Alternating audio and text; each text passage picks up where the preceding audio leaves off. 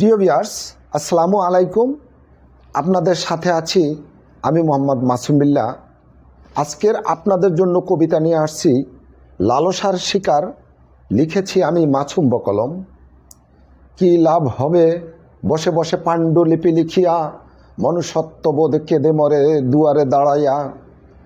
মানুষরূপী অমানুষগুলো দুনিয়া জুড়িয়া, ইবলিস খেলে মানুষ দিয়া লালসায় আছিয়া।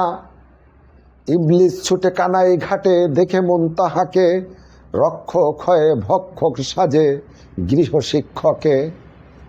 বর্ষার জীবন ধর্ষণকারী বস্তাতে লুকায়, ফেলানেরা ধর্ষিত হয়ে ঝুলে তার কাটায়।